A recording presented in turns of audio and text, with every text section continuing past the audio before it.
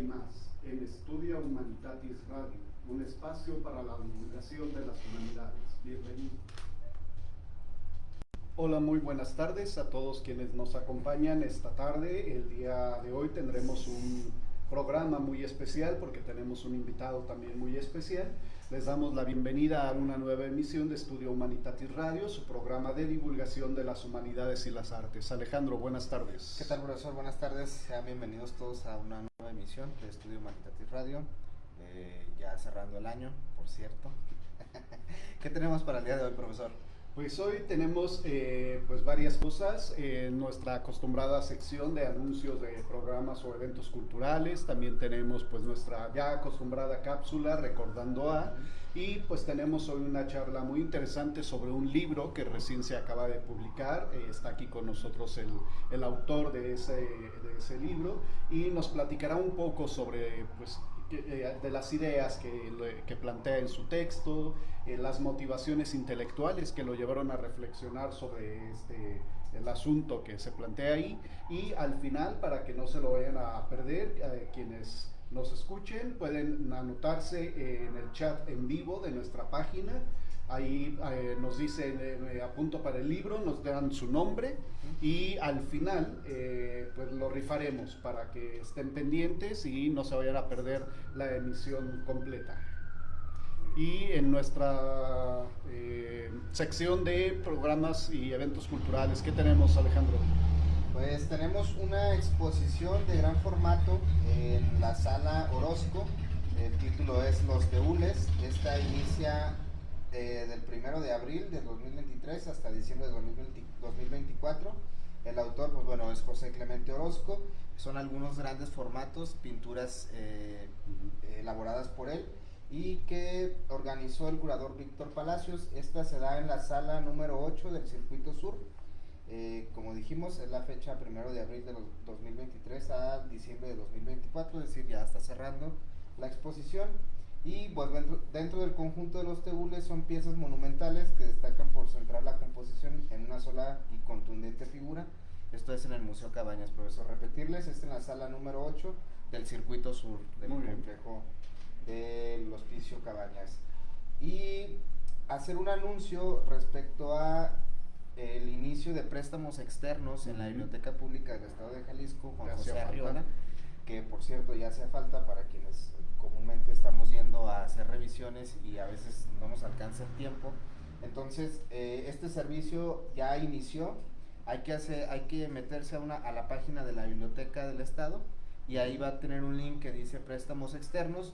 Hay que registrarse, llenar alguna serie de requisitos y mandar algunos documentos muy simples, y después ir a la biblioteca en recepción, en la parte de atención a usuarios. Sí, atención a usuarios, que es en la parte de acervo contemporáneo, y ahí pueden recibir su credencial. Esta es sin costo y bueno, aprovechen esta ventaja que la vez que muchos hemos estado peleando por ello y bueno, al fin se dio, profesor. Sí, finalmente, porque para los estudiantes, sobre todo de humanidades, pues necesitamos los libros y es muy importante ahora esta apertura a los préstamos externos.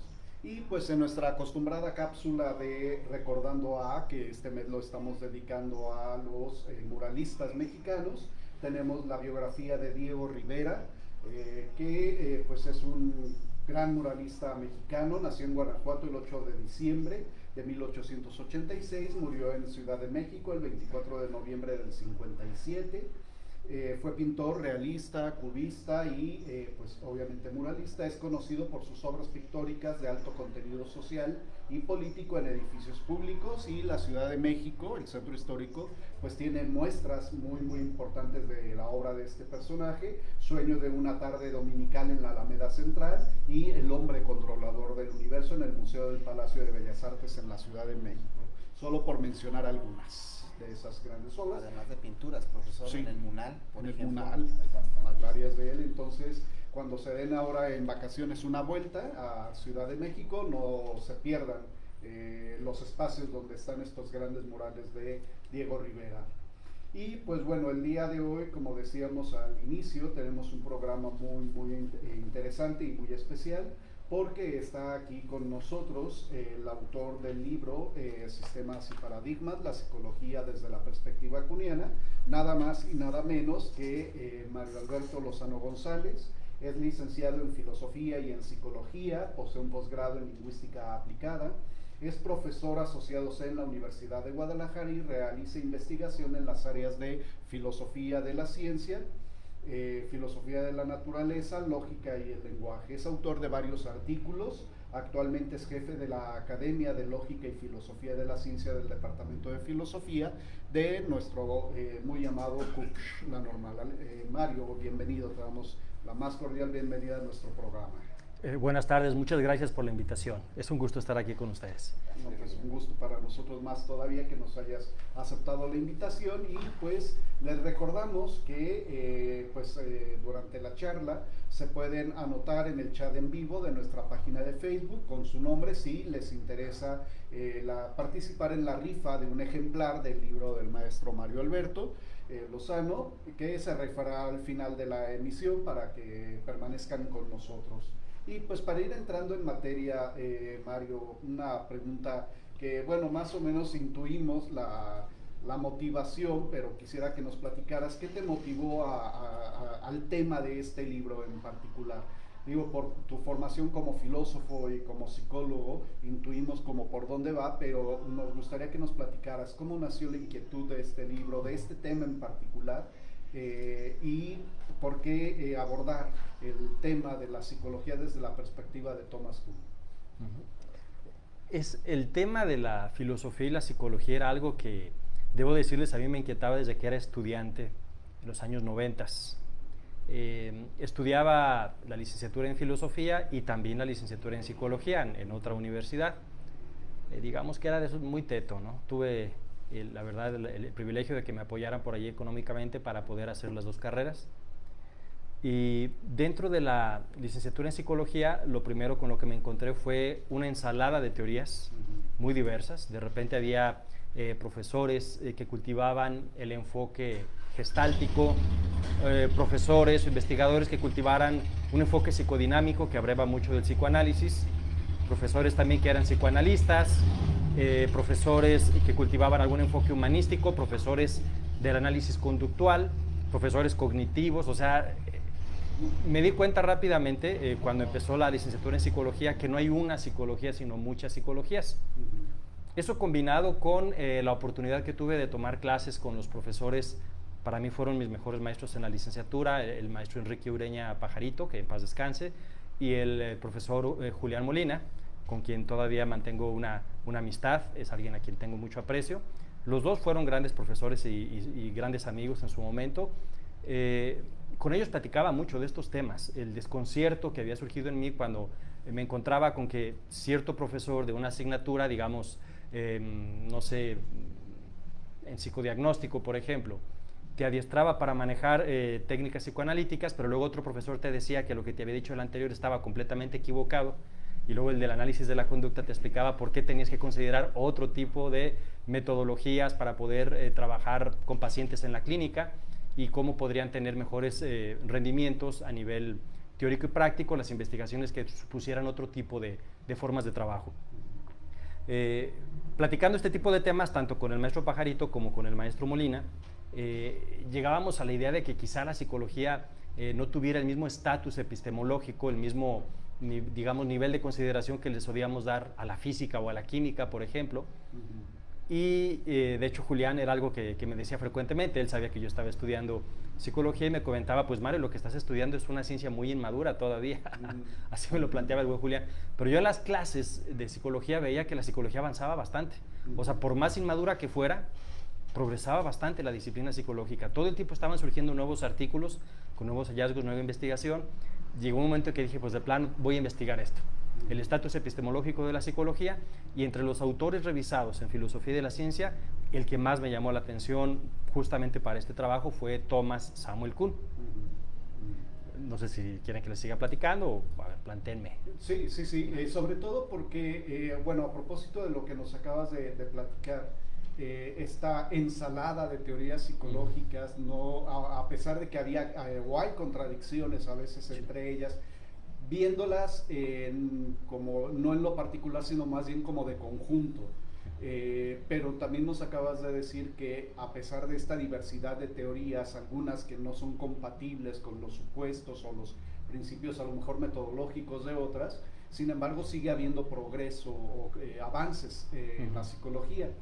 Y quería preguntarte si esta noción misma de avance no pasa también primero por una fase que creo que es también algo que adviertes muy bien en la introducción de tu texto, que es precisamente la idea de crisis en las ciencias y en particular en psicología. Quería preguntarte a propósito de todo esto, si esta idea de la psicología como ciencia en cuanto inmadura o en estadio todavía de desarrollo, se da en función de de una crisis generalizada en la psicología o solo de unos sistemas psicológicos o unas cuantas teorías son las que están en este proceso de crisis. ¿Qué nos podrías decir sobre ello? Sí, mira, un tema muy recurrente, deben saber ustedes, en el ámbito de la psicología es hablar justamente el de la crisis de esta disciplina. Pero ese discurso de la crisis de una disciplina es muy común en diferentes áreas. Se habla de la crisis del arte, la crisis de la sociología, la crisis de la antropología, la crisis de la filosofía, la crisis de la política, la crisis de la democracia. Pareciera un concepto ubicuo, un concepto omnipresente en diferentes ámbitos discursivos. Pues la psicología no es desde luego la excepción. Ahí es muy común que se hable también de la crisis de la psicología. La pregunta sería, ¿a qué tipo de crisis nos referimos si es que la hay? Bueno, ahí hay una diversidad de enfoques, ¿no? Están los autores que nos hablan de cómo ha faltado tener un sentido, digamos, epistemológicamente más riguroso en el quehacer psicológico, formar a las y a los psicólogos, a todo mundo que trabaje, toda persona que trabaje en el ámbito de la psicología, de una manera más rigurosa, más experimental quizá, pero están los que más bien hablan de que hay un divorcio entre la psicología como ciencia académica y la psicología como disciplina profesional. O sea, hay un divorcio muy grande entre la teoría y la práctica cuando se trata ya de aplicar la psicología en las áreas. En un país como México se aplica principalmente en el área clínica, en la educativa y en la laboral. Algunos hablan más bien de la crisis como algo presente en diferentes ámbitos, que siempre va a haber crisis. Bueno, pues hay crisis peculiares de las que habla Thomas Kuhn, y si quieren hablamos de ese tipo de crisis, si les parece. Miren, Thomas Samuel Kuhn fue un doctor en física norteamericano que se formó en historia de la ciencia. Él tuvo la oportunidad de hacer investigación con psicólogos, con neurocientíficos en el Centro de Estudios Avanzados en Ciencias de la Conducta en Estados Unidos en los años 50, y tuvo la posibilidad de conocer a diferentes profesionales de este ámbito formados en lo que hoy podríamos llamar la psicología clásica. La psicología clásica es más o menos la que transcurre desde la fundación de la psicología como una disciplina autónoma y separada de la filosofía. Más o menos se suele hablar del año 1879, cuando Wilhelm Wundt monta el primer laboratorio experimental de psicología en la Universidad de Leipzig, en Alemania. Y después de ese laboratorio, bueno, se desarrolla el enfoque estructuralista de Wundt. Después vendrán otros enfoques como el asociacionista, el funcionalista, el conductista, el gestáltico y el psicoanalítico, que son los que prevalecieron en la primera mitad del siglo XX y en las últimas décadas del siglo XIX, ¿no? Que es cuando había surgido la psicología ya como una ciencia. Entonces hablamos de 6 escuelas distintas. Bueno, la perspectiva de Thomas Kuhn, no pensando solo en la psicología, sino en cualquier ciencia posible, es que cualquier ciencia siempre va a tener un desarrollo histórico y epistemológico que va a obedecer a etapas alternativas de una relativa estabilidad con un nivel crítico o revolucionario, digamos, dentro de la propia disciplina. Una ciencia típicamente se desarrollaría iniciando con una recolección azarosa de hechos. O sea, diferentes personas empiezan a recoger evidencias y las tratan de, digamos, nutrir de sentido dentro de un enfoque teórico, y algunas personas empiezan a agruparse en escuelas una vez que coinciden en ciertos aspectos de ese enfoque teórico.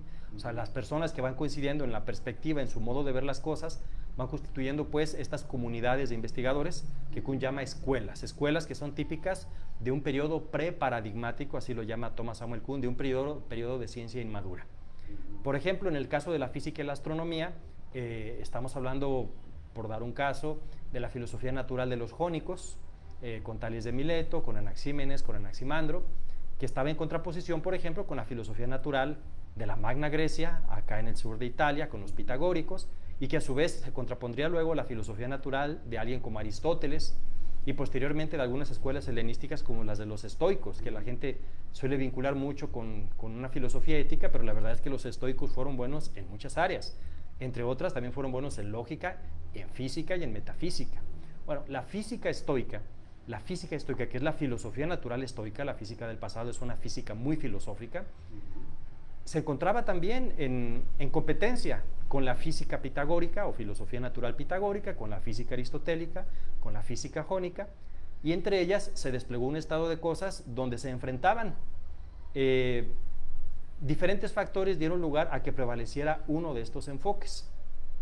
El enfoque aristotélico parece que empezó a tomar más fuerza, mezclado con muchos elementos platónicos también. Aristóteles, como ustedes bien lo saben, fue discípulo de Platón, amigo de Platón, y desarrolló un enfoque en parte independiente del platónico, pero también en parte muy marcado por ciertas ideas platónicas. Entonces, esta filosofía natural tomó cuerpo, tomó forma, y repito, mezclada con muchos elementos platónicos y neoplatónicos, durante buena parte del medioevo y de la modernidad tuvo bastante fuerza, hasta que en el siglo XVI, vamos a ubicarlo así por fechas, más o menos siglo XVI, 1543, cuando Nicolás Copérnico publica sobre la revolución de las orbes celestes, y un poquito antes también ya se habían dado diferentes investigaciones que empezaban a cuestionar muchos de los planteamientos aristotélicos. El aristotelismo constituía no solo una física, era todo lo que podríamos llamar, aquí sí, un paradigma. Vamos a platicar de eso. Este concepto es central. Si no entendemos lo que es paradigma, no vamos a entender lo que es Thomas Samuel Kuhn. Kuhn originalmente por paradigma se refería a lo que él llamaba logros ejemplares, o sea, ciertas formas de resolver ciertos problemas en un momento dado. Por ejemplo, los experimentos de Galileo sobre la caída de los cuerpos a través de planos inclinados para poder determinar cuál es la rapidez de caída de un cuerpo, tanto cuando hay fricción en el aire como cuando hay caída libre, cuando ya no hay aire, cuando solo cuenta como variable relevante la gravedad. Galileo formuló su ley de caída de los cuerpos, que tiene, digamos, varios planteamientos matemáticos, y esa ley nos ayudó a entender muchas de las cosas que todavía no se pudieron explicar en la época de los griegos. Los griegos fueron buenos en muchas cosas, pero a veces caemos en el error de sacralizar los textos y verlos como si tuvieran, no sé, los textos antiguos, como si tuvieran respuestas a todas nuestras inquietudes actuales, y no es así. Los griegos eran seres humanos de carne y hueso, así como nosotros, fueron muy buenos en muchas cosas y fallaron en otras tantas. El tema del movimiento fue uno de sus pendientes que nunca pudieron explicar de manera satisfactoria, ¿no? El movimiento pudimos entenderlo entre los antiguos griegos un poquito más con Arquímedes de Siracusa, pero ya fue hasta la modernidad con Galileo sobre todo, y un poquito antes de él con la escuela de Merton, cuando entendieron que para hablar de movimiento necesitas introducir lo que llamamos en física una razón instantánea de cambio. Necesitas comparar dos magnitudes, una de ellas cambiando en función de otra de ellas que también está cambiando. El tiempo avanza, y conforme avanza el tiempo, ¿qué tanto está cambiando o modificándose el espacio que recorre un cuerpo? Si habláramos de la noción de movimiento en el sentido de traslación o de movimiento local, que era uno de los sentidos a los que se refería el paradigma aristotélico. Bueno, el punto es que un paradigma, como logro ejemplar, era la propuesta inicial de Kuhn, pero no fue la que, digamos, cuajó en el ámbito de la filosofía y de la ciencia. El sentido kuhniano de paradigma, que ha sido más fructífero, ha sido el de paradigma como un conjunto de creencias, métodos, técnicas y valores que comparte una comunidad de investigadores en un tiempo dado, ¿sí? En ese sentido, cada escuela de investigación preparadigmática posee un conjunto de ideas parecidas a un paradigma. No es todavía un paradigma, pero es algo parecido, algo similar a un paradigma. De eso Kuhn ya no habla mucho, y es aquí donde yo sí hablo un poco más. Es donde yo digo, estas escuelas preparadigmáticas y esa cosa similar a un paradigma, lo que cultivan es un sistema preparadigmático. Y desde mi punto de vista, eso es lo que tendría la psicología. Volvamos a la astronomía y luego vamos a la psicología, ¿sí? En el caso de la astronomía y la física, con la publicación del libro de Copérnico y con otros sucesos previos, que bueno, es imposible hacer un enlistado de todo, pero digamos, hablando de sucesos relevantes, hitos en la historia de la física y de la astronomía, después de la investigación de Copérnico, vienen también los trabajos de Johannes Kepler, cuando formula, según las ideas copernicanas, un modelo de universo de enfoque muy pitagórico, y luego al disponer ahora sí de las tablas de mediciones astronómicas que había llevado a cabo su patrón y amigo Tycho Brahe, pudo al fin Johannes Kepler formular como astrónomo teórico, porque él no era observacional, como astrónomo teórico pudo desarrollar las famosas leyes de Kepler, que hoy en día son totalmente vigentes en el ámbito de la astronomía, de la astrodinámica, de la astronáutica, ¿no? Bueno, las leyes de Kepler funcionan en el ámbito de la mecánica celeste, o sea, en el movimiento de los objetos en el cielo. Y la ley galileana de caída de los cuerpos funciona en el ámbito de la mecánica terrestre. Eran ámbitos totalmente separados. Una cosa es cómo se comportan los objetos en la Tierra y otra es cómo se comportan los objetos en el cielo. Después de ellos llegará Isaac Newton. E Isaac Newton, con la típica anécdota que más bien creemos que es inventada, que no es real, supuestamente en cierta ocasión, así lo contó de 4 formas distintas Newton, estando descansando a la sombra de un manzano, observó cómo caía una manzana y luego tuvo el insight, tuvo la comprensión súbita de que algo podría estarse vinculando o algo podría vincular al movimiento de la luna alrededor de la Tierra con la caída de la manzana aquí en la Tierra. Es decir, habría algo común que comparten los objetos que se comportan de manera natural en el cielo y los objetos que se comportan de manera natural en la Tierra. Y eso común podría ser, por ejemplo, la ley de gravedad. Y la ley de gravedad que Newton desarrolló era un derivado de su segunda ley del movimiento, que finalmente formaba parte de un conjunto de 3 leyes, que eran leyes muy fundamentales a las que se podía reducir toda la mecánica terrestre galileana y toda la mecánica celeste kepleriana. Newton formula ahora sí lo que podríamos llamar un paradigma alternativo al paradigma aristotélico. En Aristóteles, la astronomía de Ptolomeo, la propia biología aristotélica y muchos otros enfoques tenían cabida dentro de un gran marco filosófico natural, y en el caso de Newton tenemos un paradigma donde ya no tienen cabida ni la astronomía tolemaica, ni muchas partes de la propia ciencia aristotélica a nivel físico.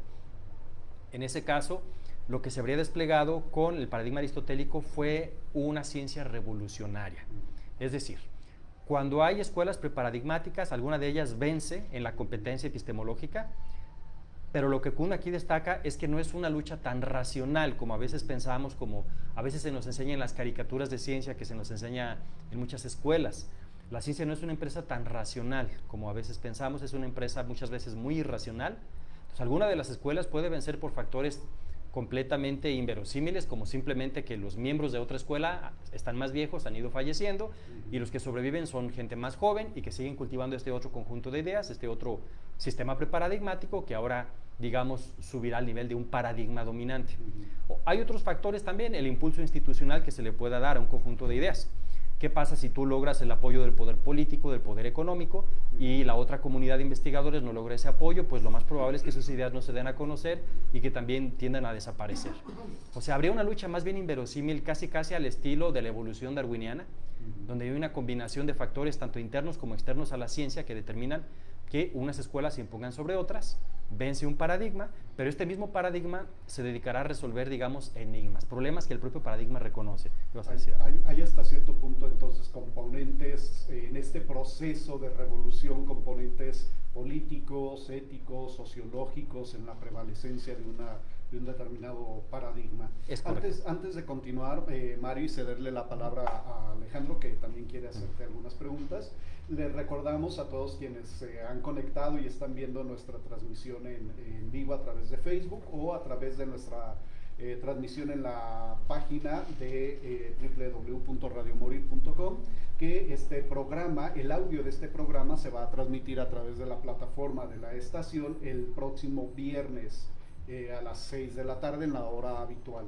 Y a quienes están escuchándonos, si les interesa participar en la rifa al final del programa de un ejemplar del libro de nuestro invitado, pues por favor pongan su nombre en el chat o díganos: yo quiero participar y mi nombre es fulano o fulana de tal. Los anotamos y al final por sorteo nuestro invitado pues elegirá un número y será la persona que se haga merecedora del libro. Por lo pronto ya te mandan saludos, Mario, varias personas que están conectados, nos mandan saludos también aquí a quienes conducimos, y hay una pregunta, dos de hecho, que te hace uno de nuestros ciberradio escuchas. Dice la primera pregunta: ¿hay paradigmas que sean convenientes para investigación pero no para psicoterapia? Supongo en el campo de la psicología. Supongo a partir de lo que decías de una distinción entre lo teórico y lo práctico en la psicología. Y otra pregunta dice: ¿deben funcionar para ambas siempre? supongo, los paradigmas. ¿Cómo podría responder a estas preguntas? Es una pregunta muy interesante, ¿no?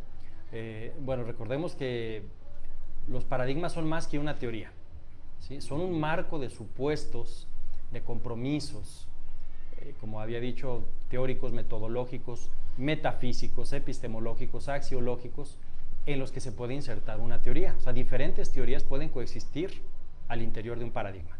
Sí, eso ténganlo muy, muy presente. Entonces, paradigmas propios para la aplicación profesional de la psicología y otros para la investigación, yo tiendo a creer que sí hay unos mejores para un ámbito y otros mejores para otro, pero sí creo que los mejores paradigmas psicológicos deberían funcionar en ambas partes. Ajá. Tiendo a creer que tendrían que funcionar, o sea, darnos teorías fecundas, explicativas, predictivas en el nivel, digamos, teórico, pero que justamente esa fecundidad explicativa y predictiva se tradujera en aplicaciones concretas a nivel educativo, a nivel social, a nivel laboral y a nivel clínico, que es hacia donde va dirigida la pregunta. Por dar un ejemplo, no sé, el análisis conductual, o que la gente llama comúnmente conductismo. El conductismo es muy rico en términos teóricos. Hay muchos enfoques conductistas presentes hoy en día. Uno de los más interesantes que se cultivan acá en México es el interconductismo de Jacob Cantor, ¿sí? Hay varios psicólogos, psicólogas conductistas muy relevantes y que lo aplican en psicoterapia. Solo que, si hay que decir, no todas las psicoterapias de todos los enfoques psicológicos parecen funcionar igual. En los años 90 también se puso de moda el utilizar psicologías y psicoterapias basadas en evidencias, copiando un poquito el modelo médico que también ha prevalecido, el de la medicina basada en evidencias. Ya no se trata nada más de que tu teoría sea coherente y de que tenga una metafísica muy interesante, axiológicamente muy valiosa, muy, no sé, muy digna de ser justificada, sino que funcione en la práctica. O sea, hay un criterio práctico, pragmático. Lo que tú propones tiene que funcionar. O sea, vamos a ver si como roncas duermes, ¿no? Si efectivamente todas las bellezas que dice tu teoría son aplicables en la práctica. Y no funcionan igual todos los enfoques terapéuticos. Hay unos mejores que otros para ciertas cosas, ¿no? Por ejemplo, para atender fobias suele funcionar muy bien el análisis conductual en técnicas de modificación de la conducta, como la de sensibilización sistemática, por ejemplo.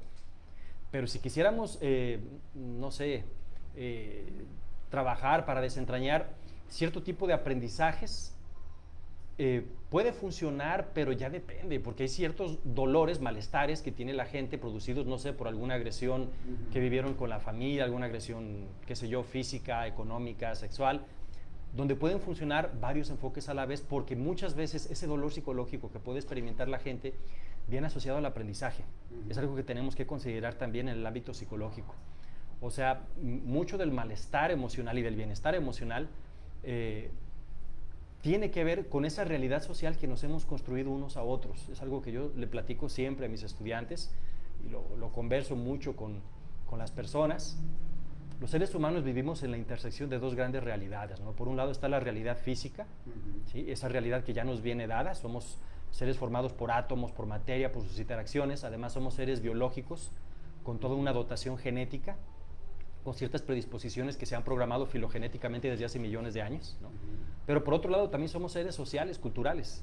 Hemos construido cosas que no están en la realidad física como tal, pero que nosotros creemos en su realidad. Digamos que son realidades epistemológicamente objetivas, pero ontológicamente subjetivas. O sea, si no hay sujetos que las reconozcan, no existen. Piense, por ejemplo, en la realidad de la democracia. Si desapareciéramos todos los seres pensantes del universo, ¿dónde queda la democracia? ¿En qué parte del universo? ¿En cuál planeta? Si desapareciéramos todos los seres pensantes del universo, ¿dónde quedan los derechos humanos? Si desaparecieran los seres humanos del universo, ¿dónde queda el mercado de valores? ¿No? Estamos hablando de realidades sociales construidas. Bueno, pues mucho del dolor psicológico que existe, del malestar, se forma también por la manera en que hemos construido las interacciones sociales. Entonces, ahí intervienen muchos aspectos, diría yo, donde puede trabajar efectivamente el análisis conductual, pero otros enfoques que te ayudan a reaprender, a modificar, algunos dirían también tu gestalt. Tendríamos que fijarnos pues en las evidencias, básicamente. Es lo que diría yo. O sea, lo mejor es ser cuidadosos, ser casuísticos. Hay enfoques que funcionan mejor que otros. Hoy en día se han puesto muy de moda las terapias contextuales, por ejemplo, psicoterapias contextuales, que según la situación de la persona es lo que se puede trabajar. Hay malestares, por ejemplo, emocionales, donde el terapeuta definitivamente te dice que su problema no es realmente emocional, tratable psicológicamente. Su problema es económico. Lo que tiene que hacer es resolver esa precariedad laboral en que se encuentra, y con eso se va a resolver su depresión, su ansiedad o todo lo que me ha dicho que sentía. Muy bien. Bueno, perdón, rápidamente. Hay muchas reacciones a tus comentarios y al video. Les agradecemos muchísimo a todos, a todas quienes nos están sintonizando. No voy a decir los nombres pero saben quienes han mandado saludos, te mandan saludos al maestro y a los organizadores, le agradecemos de vuelta. Gracias al profe Mario, escucharlo siempre es un abrazo al corazón, es otro comentario que te hacen. También otro de nuestros ciber radio escuchas, te manda saludos y dice muchas felicidades por tu libro.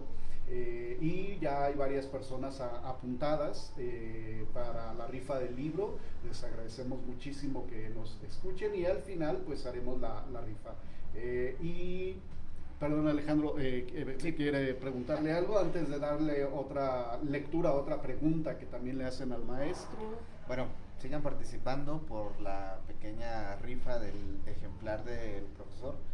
Y bueno, a mí me gustaría preguntarle dos cuestiones, profesor, que ya nos ha mencionado y que me gustaría que nos pudiera aclarar un poco más, sobre todo para quienes ya hemos tenido oportunidad de revisar su libro y que nos pareció interesante, pero además para quienes puedan interesarle el texto y lo puedan conseguir, si no se lo ganan en esta emisión, lo puedan conseguir.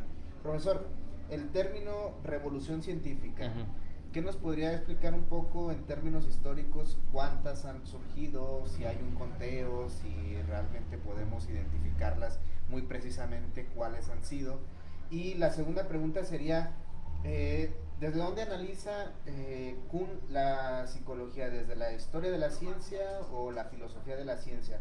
O si desde las dos, y cuáles serían las distinciones que hay desde un análisis de la psicología, desde la historia de la ciencia y de la filosofía de la ciencia. Bien, vamos con el primer planteamiento. Una revolución científica, ¿cuántas ha habido y qué sería? Según la perspectiva kuhniana, si después de este periodo preparadigmático de escuelas en competencia se impondrá alguna y comenzará ya el periodo de la ciencia normal, de una ciencia madura, donde todas las personas que hacen investigación científica trabajan más o menos con el mismo conjunto de acuerdos, y resolver problemas científicos equivaldría a estar llenando los cuadros en blanco de un crucigrama. ¿Sí? O sea, no es realmente tan novedoso, tan audaz lo que se hace en ciencia. En cierto modo es una práctica conservadora la que se realiza al interior de la ciencia normal. Dentro de esos problemas que se resuelven, los que Kuhn llama puzzles, los enigmas o acertijos, también de repente ocurren situaciones en la naturaleza que ya no encajan en los moldes del paradigma, situaciones que no pueden ser explicados a la luz del paradigma, y esas situaciones son las que Kuhn llama anomalías. El típico ejemplo que yo les pongo a mis estudiantes en el paradigma aristotélico era el de los cometas. Los cometas, que hoy sabemos que es un fenómeno astronómico que tiene lugar en diferentes objetos congelados, desde la nube de Oort, la mayoría de ellos, que orbitan siguiendo caminos muy excéntricos alrededor del Sol.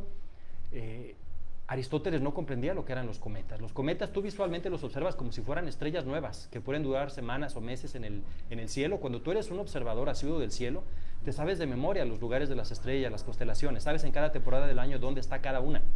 Entonces, a quienes observaban el cielo les llamaba la atención que había veces que observaban objetos novedosos.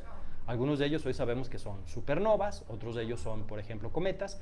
Y Aristóteles consideraba que los cometas eran más bien fenómenos meteorológicos, o sea, no tenían lugar a nivel, digamos, astronómico, sino a nivel de la atmósfera terrestre, a nivel de las nubes, de los vientos, y no decía más. Pero si entonces eran fenómenos terrestres, como son los fenómenos atmosféricos o meteorológicos, ¿por qué razón se movían entonces en círculos?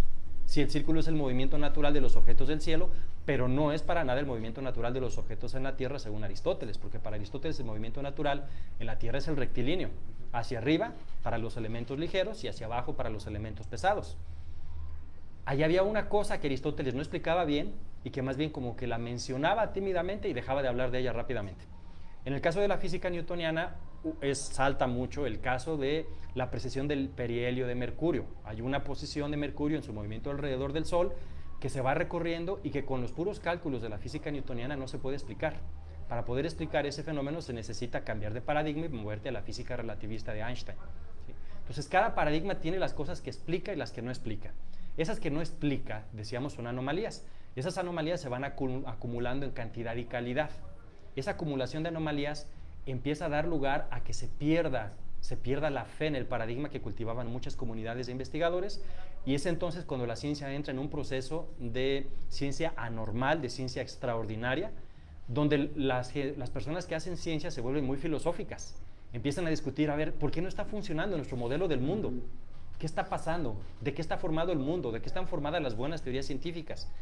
Eso es justamente lo que le pasó a Copérnico, Galileo y Kepler, que hicieron mucha filosofía y muy interesante. Newton también. Sí, ahora que había entrado en crisis el paradigma aristotélico, se necesitaba reformular los supuestos del paradigma, no solo a nivel metodológico, sino a nivel epistemológico, ontológico, realmente qué es lo que puebla al cosmos y cómo se comporta este. Entonces, una revolución científica era vista en el pasado pues como una especie de circunstancia histórica que podía constituir un cambio en la ciencia, pero la ciencia normalmente crecería de manera acumulativa. Y Kuhn lo que nos enseña es que no, que la ciencia más bien suele crecer bastante con las revoluciones científicas.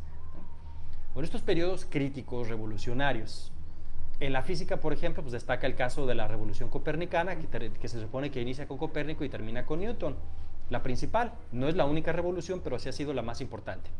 En el caso de la química, pues la gran revolución se suele atribuir a Antoine Lavoisier, no es el único, en realidad hubo varios químicos bastante buenos en el siglo XVIII, y en el caso de la biología, la gran revolución se suele identificar en el siglo XIX, a mediados del XIX, cuando Charles Darwin y Alfred Russel Wallace formulan la teoría de la selección natural como mecanismo de la evolución. A partir de Lavoisier, la química que se desarrolla cambia por completo en relación a la química previa, ¿sí? Y a partir de Darwin y de Russel Wallace, la biología y en general las ciencias de la vida que se desarrollan cambia por completo frente al enfoque, digamos, creacionista previo. Entonces ahí tenemos identificadas 3 grandes revoluciones en ciencias, digamos, de las mejor establecidas hoy en día. Una pregunta interesante sería, ¿y en la psicología cómo ha funcionado esto? ¿Cuál ha sido la gran revolución de la psicología? Bueno, parte de lo que yo menciono en el libro es que una vez que Kuhn publicó su libro, él tiene varios libros, el libro más famoso de Kuhn fue el que publicó en 1962, La estructura de las revoluciones científicas. Ya antes había publicado textos y después siguió publicando textos. Con la estructura de las revoluciones científicas, Kuhn se vuelve un autor muy mediático, con mucho prestigio académico, pero también muy conocido en otros medios no académicos, y varios psicólogos se apresuraron a utilizar las ideas kuhnianas para dar cuenta de lo que ocurría en toda la variedad de enfoques de la psicología.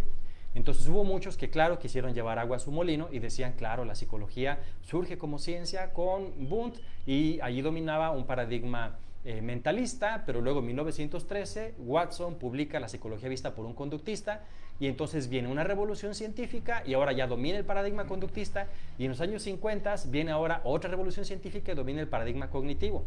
Lo que yo digo es que este enfoque es totalmente equivocado, no hace para nada justicia a lo que vemos si estudiamos más a detalle y más en serio lo que ha sido la historia de la psicología.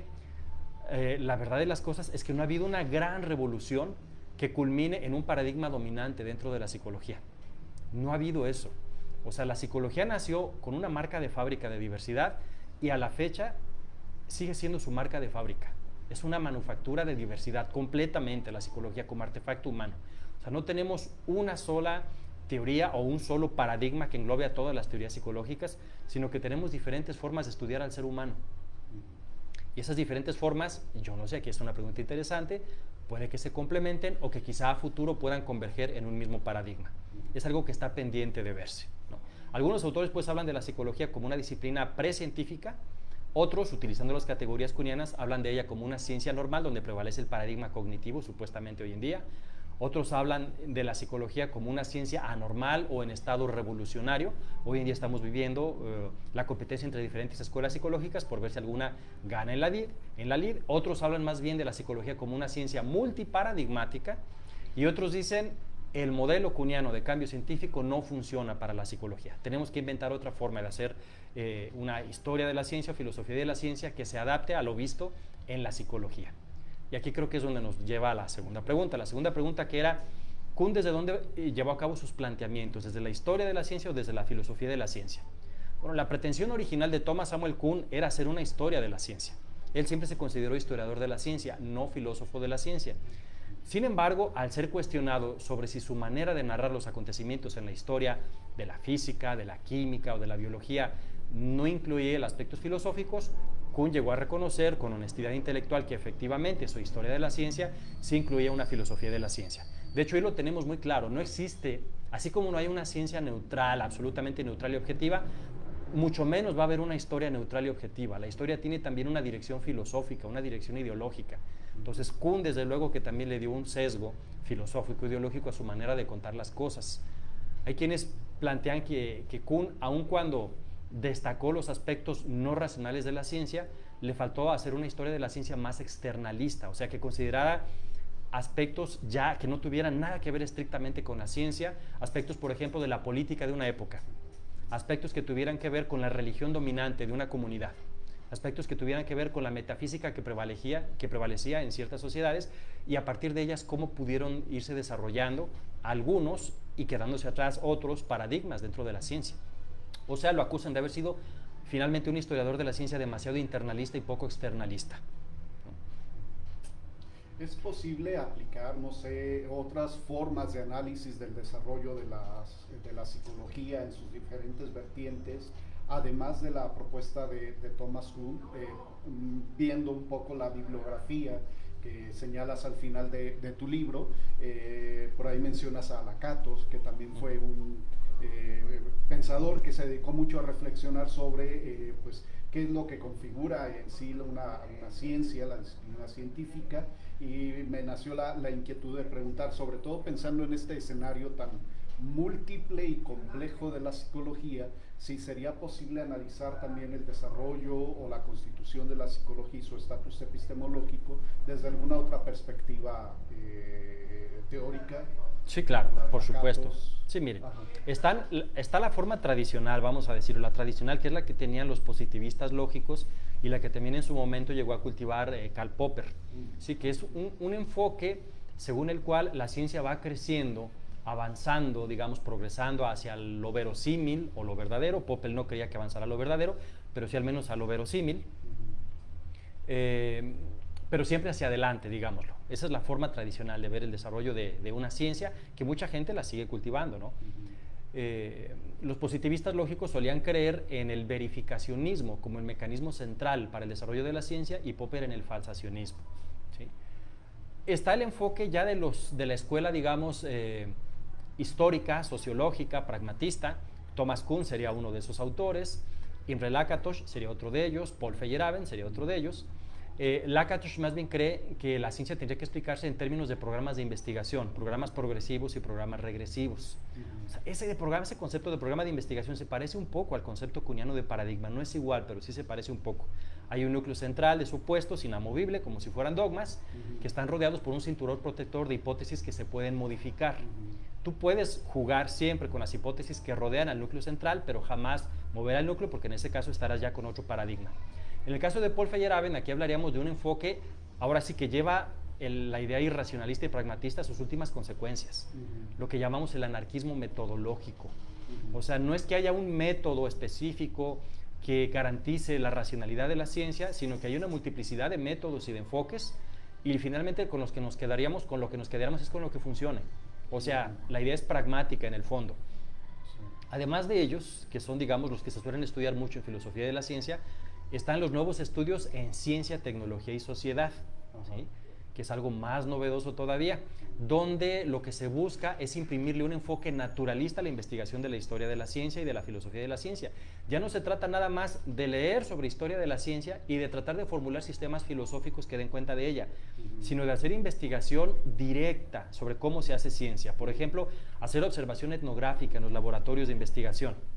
Llevar a cabo estudios sociobibliométricos, las tesis doctorales que se van produciendo en los diferentes centros educativos, ver las publicaciones más relevantes en las revistas indexadas y con revisión por pares, hacer estudios sociológicos también, que utilicen también metodologías sociométricas. Entonces, en este caso estamos hablando de una manera científica de estudiar a la propia ciencia, ¿no? Ya no es estudiarla de manera filosófica o histórica, sino de manera antropológica, de manera sociológica, de manera psicológica, por supuesto. es algo que se trabaja ya hoy en día bastante en el mundo. Bien. Rápidamente les recordamos a todos quienes están escuchando, porque no todos se han anotado, por favor, si les interesa participar en la rifa al final del programa de un ejemplar del libro del maestro Mario Lozano, anoten por favor su nombre con la frase "me interesa participar en la rifa", para poder anotarlo, porque hay personas que nos están viendo, ya te mandan saludos, pero no se han anotado en la rifa, y también te mandan algunas preguntas. Una de nuestras ciberradio escuchas dice: maestro, en cuestión de enfoques psicoterapéuticos, nos regreso un poquito al ámbito psicoterapéutico, dice: aparentemente el conductismo cognitivo contextual parece que tiene los mejores resultados. ¿Usted tiene alguna opinión específica del conductismo cognitivo contextual? No sé si quieras responder a esa, o te leo de una vez la segunda pregunta. Yo creo que de una a la vez, si quieres. De una vez, adelante, sí. Por favor. Sí, es una de las mejores. Si tomamos en cuenta ese enfoque, ese empuje que ha tenido la idea de la psicología basada en evidencias, el enfoque cognitivo-conductual, el enfoque contextualista, es uno de los que más se basa en evidencias. Hay que decir que también hay un enfoque de psicología neurocientífica que cada día está tomando más fuerza. O sea, esto está totalmente peleado con el conductismo. El conductismo es un enfoque antimentalista y, digamos, anticerebrista. O sea, los conductistas quieren hablar de la conducta, nada más. Eso que tú observas en la gente, cómo vas tú aprendiendo muchas cosas, vas constituyendo repertorios de reforzamiento, y cómo puedes tú modelar o modificar esa conducta a partir del control, de los mecanismos de control de esa propia conducta. Los neuropsicólogos tienen un enfoque más biologicista. Para ellos es muy importante tomar en cuenta las características del cerebro humano como tal y las características del cerebro individual también de las personas. No es igual la química cerebral de una persona cuando está viviendo, por ejemplo, una depresión psicótica, a la química cerebral de la misma persona cuando está en una etapa a lo mejor de lucidez, donde no está sintiendo esta pérdida de sentido de realidad que sí se vive cuando hay una depresión psicótica. Sí hay modificaciones importantes. Entonces, esta psicología de base neurocientífica es más cercana a la psiquiatría. ¿Sí? Y el conductismo es muy, digamos, distante de los métodos de la farmacología psiquiátrica. No es algo de lo que gusten mucho los conductistas típicos. Entonces, como psicología basada en evidencia, definitivamente sí, la cognitivo-conductual, la contextual, la neuropsicología, debo decirles que tiene también mucho valor hoy en día en el sentido de ser una teoría o tal vez un paradigma en ascenso, que cada día toma más fuerza en el mundo de la psicología profesional y psicología científica.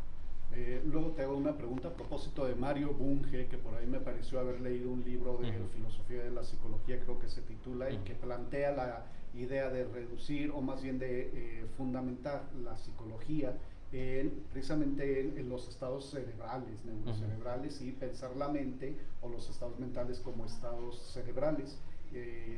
Pero me aguanto la pregunta porque hay alguien más del público que te manda una pregunta. Dice: ¿qué opina de la postura de Feyerabend? Aunque creo que ya has mencionado algo de él. Dice: ¿qué opina de la postura de Feyerabend acerca del método? Pues como dice en la página 252 en el Tratado contra el Método, no existe un argumento a favor de la ciencia frente a otras formas de conocimiento inconmensurables con ella. Entonces la pregunta, ¿cuál sería, perdón? Sobre si soy feyerabendiano o no. Sí, ¿qué opinas de la postura de Feyerabend? Mira, yo creo que Feyerabend es uno de los grandes maestros intelectuales que nos ha enseñado muchas cosas en la academia. Pero como todo gran pensador, también tiene, creo, sus matices. Hay que tomarlo con grano salis, dirían los medievales, ¿no? Con su grano de sal. O sea, hay que saber identificar las cosas que creo que se sostienen mejor dentro del planteamiento feyerabendiano de las cosas que no se sostienen tanto. Si realmente lleváramos a sus últimas consecuencias la idea de que todo vale en ciencia, pues daría igual que entonces utilizáramos cartomancia, quiromancia, grafología, como esta mujer que se ha vuelto muy famosa en redes sociales, para hablar de la conducta humana y mejorar la salud mental, ¿no? Daría igual lo que sea.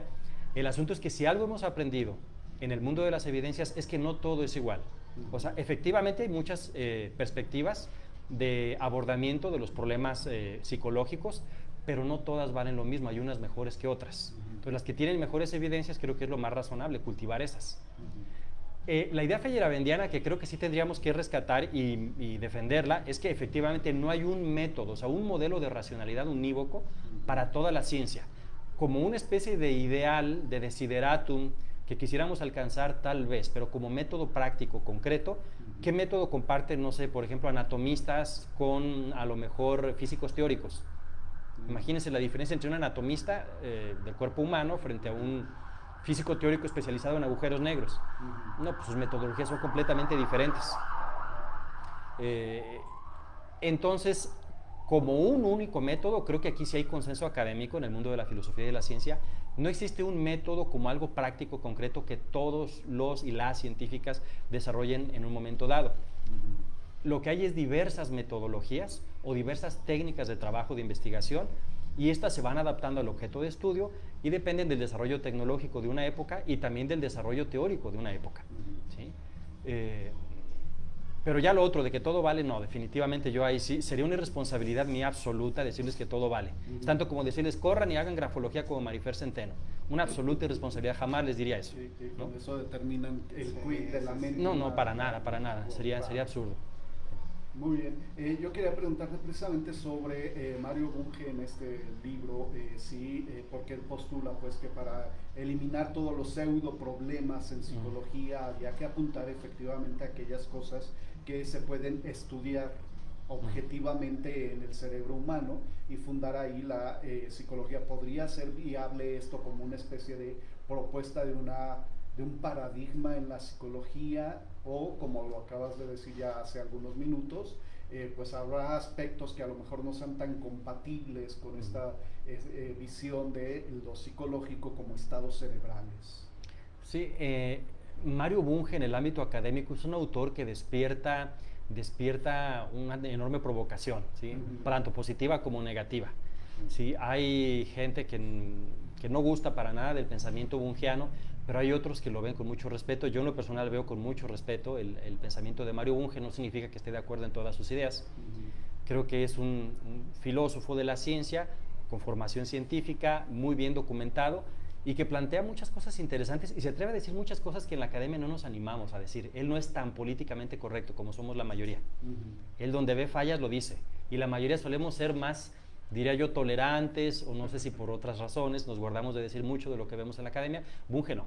Él, si algo no le parece, lo dice.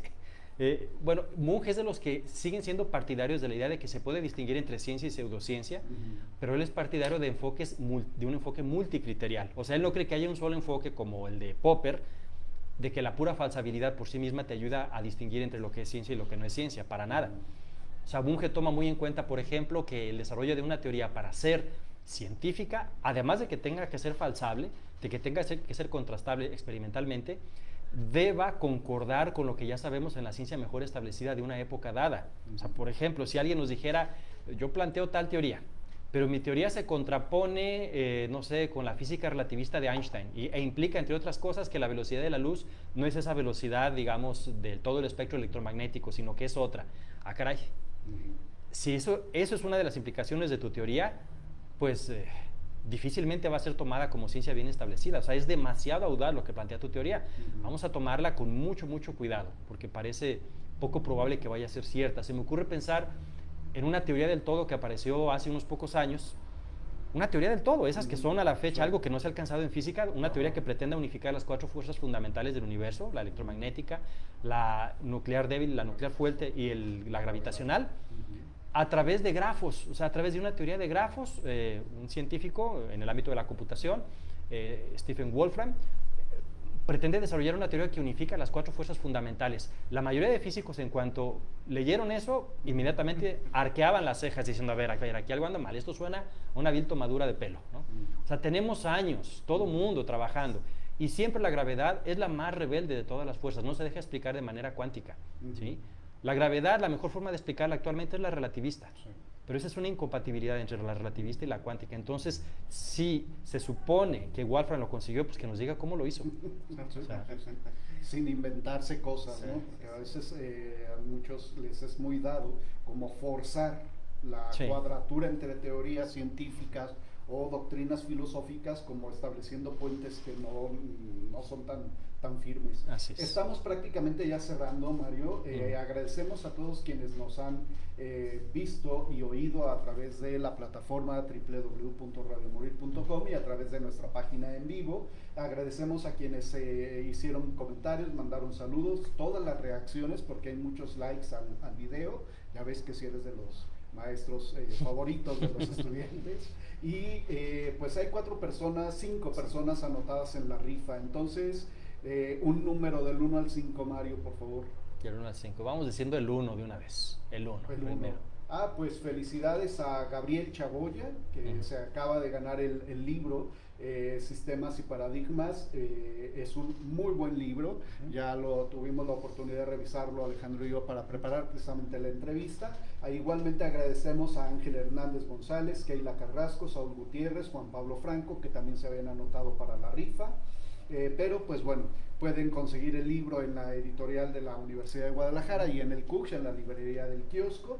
Ahí está, es accesible hasta cierto punto el libro, pero pues bueno, Gabriel Chaboya, por favor, ya empezando el semestre en enero, me hace el favor de buscarme para entregarle su ejemplar.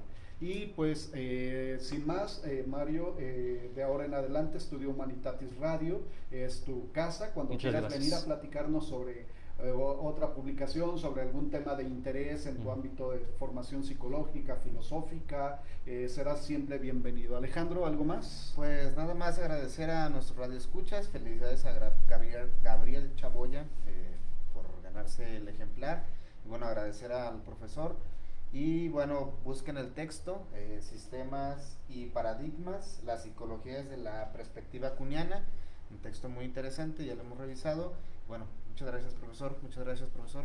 Al contrario, las últimas reacciones, un placer escucharte, dice uno de nuestros radioescuchas. Gracias al profe Mario, otro programa con él, entonces ya estás más que doblemente invitado.